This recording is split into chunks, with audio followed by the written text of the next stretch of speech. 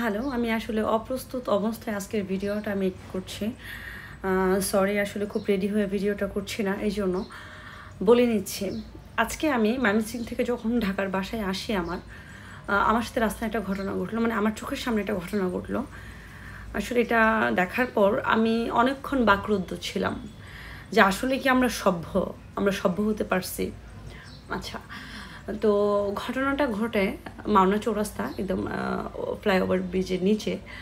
মানে আমরা দিস 2025 আধুনিক জগতে এসে, আধুনিক সমাজে এসে কি আসলে আমরা সভ্য হতে পারছি? যতই আমরা ডিজিটাল বাংলাদেশ শিক্ষা, আমাদের সুশিক্ষা, আমাদের নৈতিকতা নিয়ে প্রশ্ন তুলি বা কথা বলি, আসলে কি আমরা শিক্ষিত? আমরা কি স্বশিক্ষিত?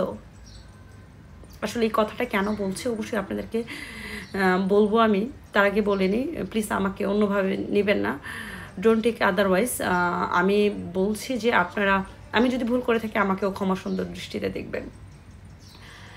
তো ঘটনাটা আমি আসলে বলছি, কারণ আর দিকে করবো না কথা। তো আমি যখন ফ্লাইওভারের নিচে মাওনা চৌরাস্তা, তো সেইখানে একটা ঘটনা ঘটছে কি যে একটা পাগল উন্মাদ একজন মহিলা, তো আই থিঙ্ক ওনার এইজ হবে 35+, এর নিচে হওয়ার স্কোপ নেই। তো গালে অনেকটা ভাঁজ পড়ে গেছে এরকম। তো ওই পাগলটা একদম উলঙ্গ অবস্থায়, জাস্ট একটা পেটিকোট পরা আর ওইরকম কিছু ড্রেস পরা ছিল না। মানে সমাজের শিক্ষিত থেকে একদম সরি টু সে আমি বলে নিচ্ছি, একদম আপার থেকে লোয়ার লেভেল পর্যন্ত মানুষের কিছু কিছু পুরুষদের দৃষ্টি এত জঘন্য। পুরুষ বলতে আমি ম্যাক্সিমাম পুরুষটাই বলবো, আমি ওখানে নারী থাকা অবস্থায় আমি একদম লজ্জায় পড়ে গেছি, মানে একদম চোখে খেয়ে ফেলবে একটা এমন অবস্থা।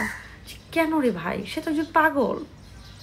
মানে এইরকম পাগল উন্মাদ একটা মানুষের মানে এরকম অবস্থায় দেখে আপনাদের মাইন্ড কিভাবে আসলে অন্যদিকে ডাইভার্ট হয়, কীভাবে এরকম বিশ্রী নগণ্য ভাষায় নগণ্যভাবে তাকায় থাকে, মানে চোখেই শেষ করে দিবে এরকম একটা অবস্থা।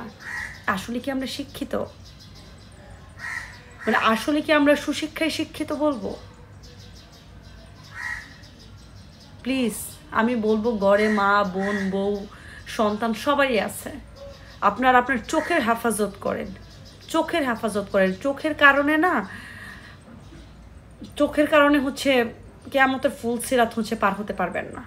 মানে একটা পাগল উন্মাদ, প্লিজ ক্ষান্ত দেন। সে একজন পাগল, সে বোঝে না, একটা শিশুর মতো। একজন অসুস্থ মানুষকে ট্রিট করা উচিত একটা বাচ্চার মতো। তবেই আমাদের এই সমাজ, আমাদের এই দেশ, এই জাতিটাকে আমরা এগিয়ে নিয়ে যেতে পারবো।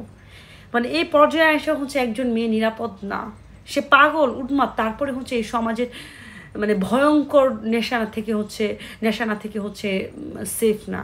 প্লিজ আমাদের সবাইকে না, মানে সবাইকে বলতে যে পুরুষদের, মানে কিছু কিছু পুরুষদের ম্যাক্সিমামই বলবো, চোখের হেফাজত করেন প্লিজ।